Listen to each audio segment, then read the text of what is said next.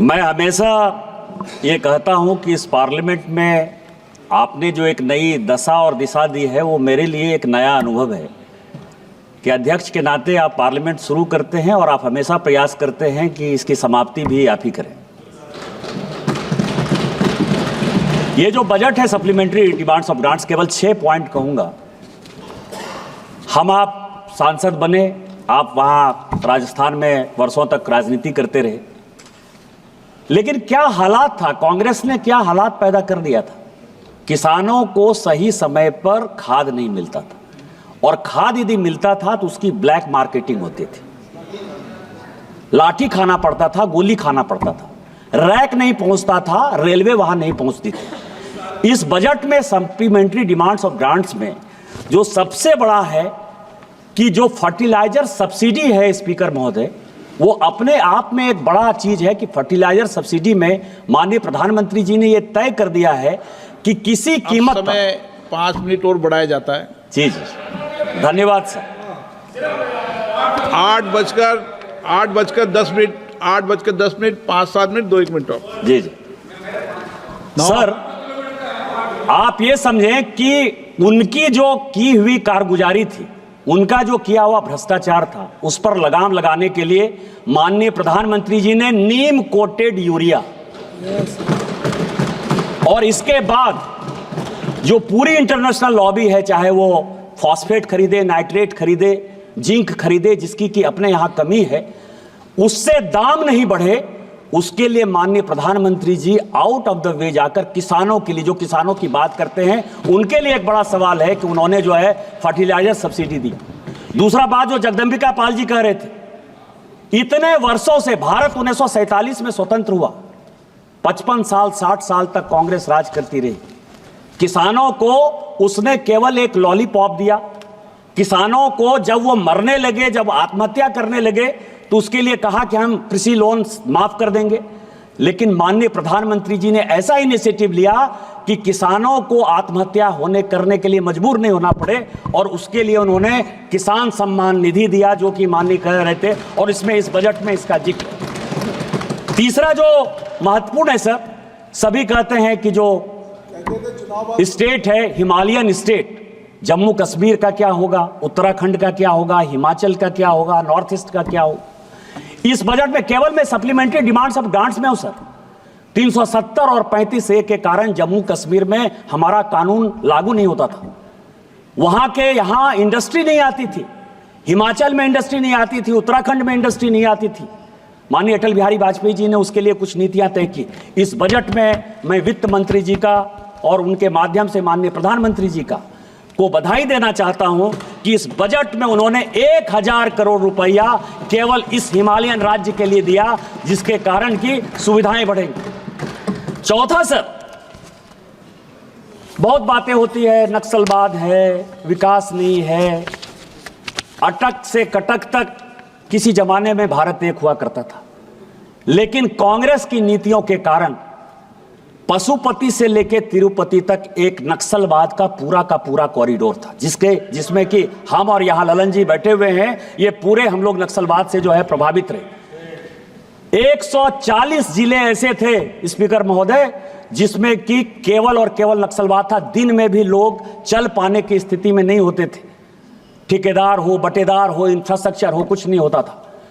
इस बजट में मैं माननीय गृह मंत्री जी को बधाई देना चाहता हूं कि 2019 के बाद जितने नक्सलवाद के जिले कम हुए, जितना पुलिस का मॉडर्नाइजेशन हुआ, जितना साइबर सिक्योरिटी में कमी आई, आज 140 जिले हार्डली जो है 25-30 बच गए हैं। और उनका टारगेट है माननीय प्रधानमंत्री जी का, जैसे टीबी मुक्त भारत का कल हम लोगों ने जब मैच खेला, जिसका उद्घाटन करने आप खुद गए थे स्पीकर महोदय, उसी तरह से उनका टारगेट है कि 2025 के बाद कोई भी एक भी जिला नक्सलवाद से जो है प्रभावित नहीं रहेगा, सारे नक्सलवादियों का सफाया हो जाएगा। और उसके लिए इस बजट में तकरीबन 4000 करोड़ का जो है प्रावधान किया गया है।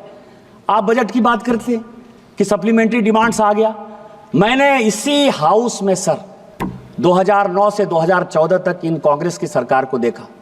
बजट एस्टीमेट कुछ होता था, रिवाइज एस्टीमेट कुछ होता था, और एक्चुअल एक्सपेंडिचर जो है कुछ होता था। बीईआरई और एई में इतने जमीन आसमान का फर्क था। केवल लॉलीपॉप दिखाते थे सर। एक इंफ्रास्ट्रक्चर का प्रोजेक्ट चलता था। मैं अपने यहां की बात कर रहा हूं कि एक रेल लाइन बन रही थी सर, मंदार हिल से हसदिया होते हुए दुमका।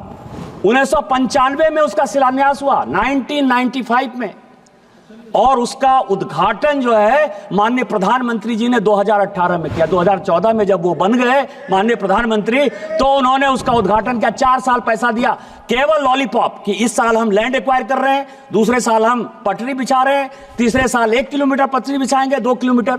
इन चीजों से छुटकारा पाने के लिए एक जो नीति आयोग बना है और जो प्रधानमंत्री जी की मॉनिटरिंग है, उसके लिए भी इस बजट में जो है पैसा दिया गया है कि सारे प्रोजेक्ट समय से पूरे हों, भारत सरकार का पैसा उसमें खर्चा नहीं हो, और जो लॉलीपॉप देने की संस्कृति कांग्रेस की थी वो कैसे खत्म हो, इस बजट में प्रावधान है। इसके बाद स्पीकर, बड़ी चर्चा चलती है पड़ोसियों के साथ हमारे कैसे संबंध है। बार बार कांग्रेस के लोग जो है इस पर क्वेश्चन उठाते रहते हैं।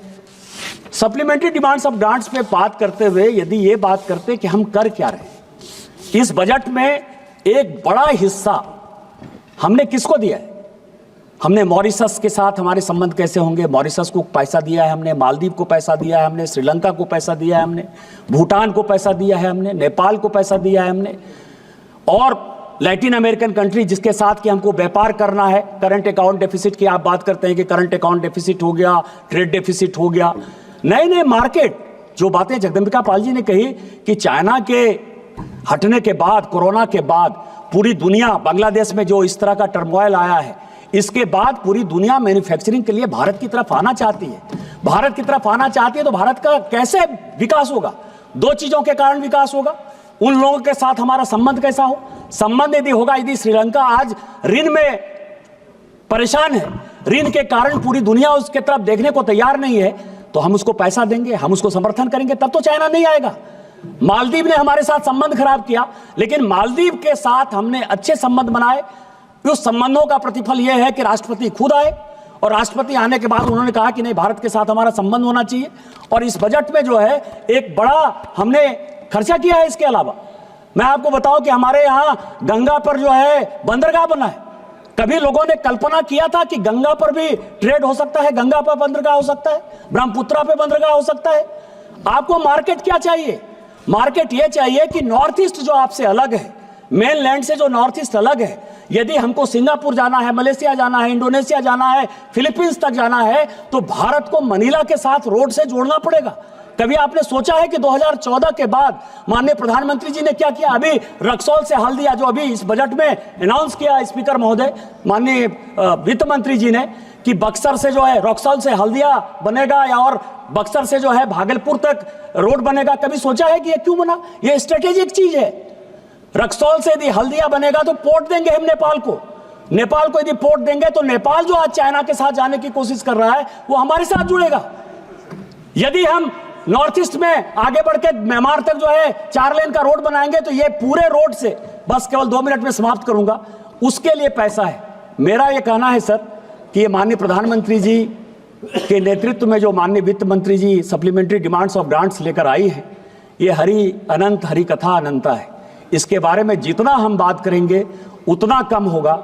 मैं बधाई और धन्यवाद देना चाहता हूं अपनी सरकार को, और मुझे गर्व है कि हम भारतीय जनता पार्टी के उस वक्त सदस्य हैं, उस वक्त हम सांसद हैं, जिस वक्त इस देश का नेतृत्व विकसित भारत को बनाने के लिए, 2047 का एक विकसित भारत बनाने के लिए माननीय मोदी जी कर रहे हैं। मोदी जी का कार्यकर्ता और सांसद होने का मुझे गर्व है, और मैं बधाई और धन्यवाद देना चाहता हूं वित्त मंत्री जी को कि आप बहुत अच्छा सप्लीमेंट्री डिमांड्स ऑफ ग्रांट्स लेकर आई हैं। आपने मुझे वक्त दिया सर। इन्हीं शब्दों के साथ जय हिंद, जय भारत।